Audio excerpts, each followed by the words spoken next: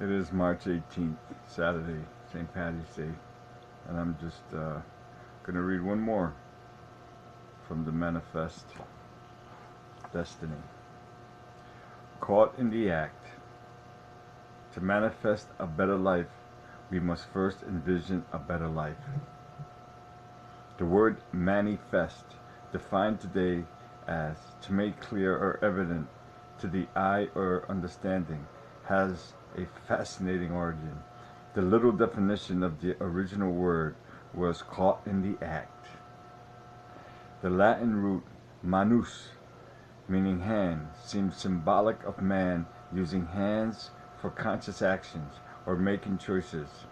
Its accompanying root, festus, meaning able to be seized or handled, suggests thoughts made real and concrete. In other words, that which is manifested can be felt, touched, realized as tangible.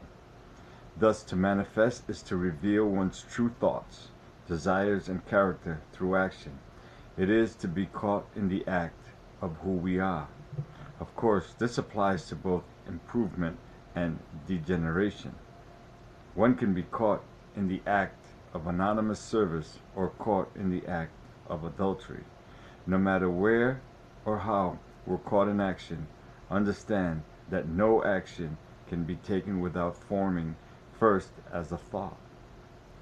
As Platuk wrote, an idea is a being incorporeal, which has no substance by itself, but gives figure and form unto shapeless matter and becomes the cause of manifestation.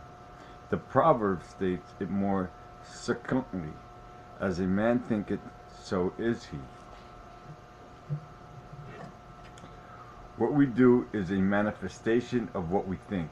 To manifest a better life, we must first envision a better life. In other words, we need a clear, concrete, and compelling manifesto of our ideal life, a bold declaration of our noblest ideals and highest aspirations, which saturates our thoughts and leads to the manifestation of a heroic action.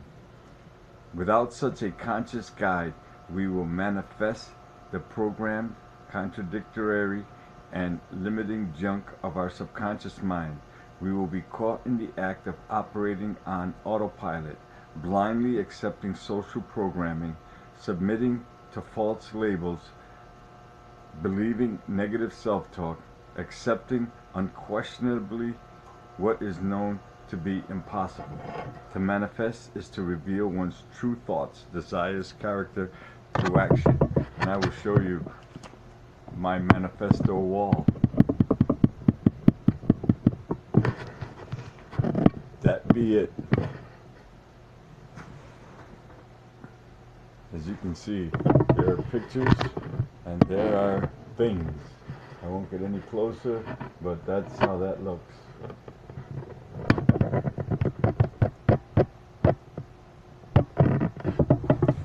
Alright, let me continue. By default, every human being is a manifestor, whether consciously or unconsciously. If we're going to manifest anyways, why not manifest consciously and positively, knowing thoughts manifest as actions? Why entertain limiting and degenerate thoughts? Eternal vigilance, taught the American founders, is the price of liberty. This principle is as true for personal liberty as it is true of political and economic freedom. As we think, so shall we become.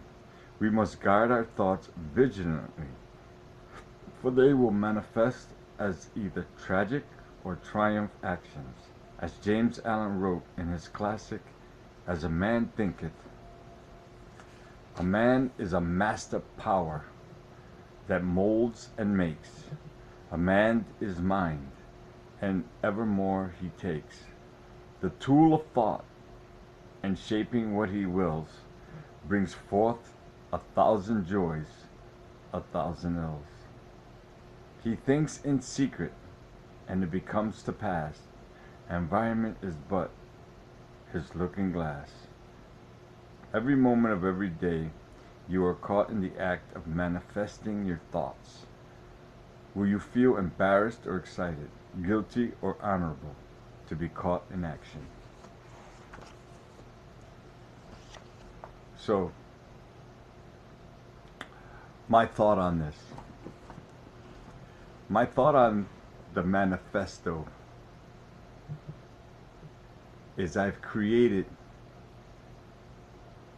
a small dream board. Up there I see gold bars. I see exotic cars. I see private planes. I see large homes. I see beautiful watches. I see vacation homes. I see crowds of people, which is probably the most important picture that's up there. Because together we do more. I see boats and yachts and diamonds and friends. I see friends. Extremely important. Pictures tell 1,000 words. Pictures of where you want to be, where you're headed. I read somewhere where it said the how to get there isn't as important as to the why you want to get there. When you figure out the why, the how will follow. And the where you want to go. Get a where and a why, and the how will follow. My dream today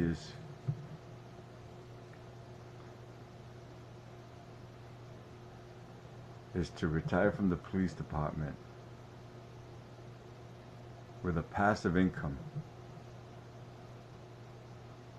of $5,000 a month.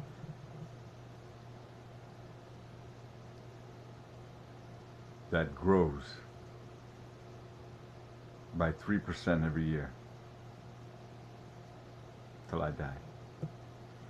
My goal today is to leave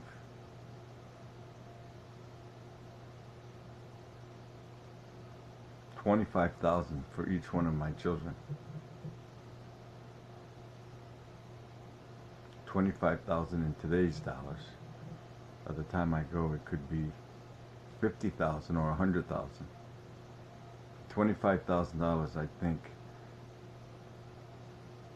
will help them get out of their mess temporarily, because I don't want to.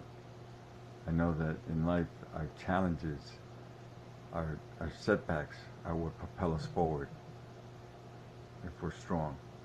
So I don't want to be an enabler and take away their challenges by alleviating them.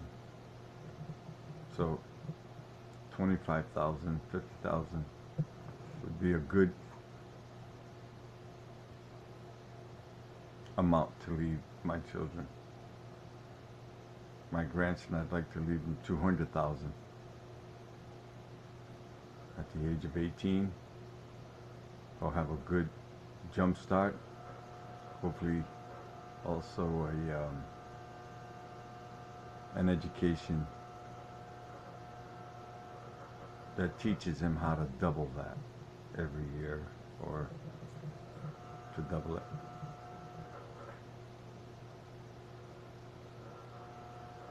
My goal is to stay married till I die to Abigail.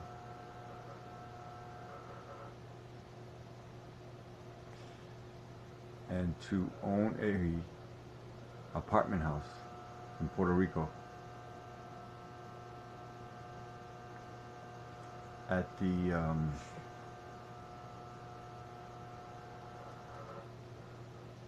goodness, I can't remember the name. Where Cleo stayed during her internship, which is Racket Club, the Racket Club building in Puerto Rico.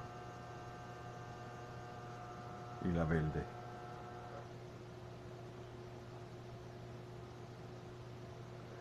I'd like to sell this house to Andrea and Mo, and with the income, buy that place in Puerto Rico.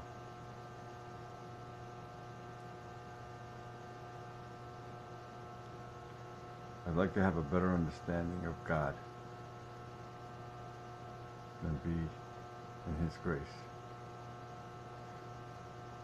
Goal is to stop smoking and to play more racquetball. And I'm going to end it right there. May God bless. Be safe. Be smart. Peace be with you.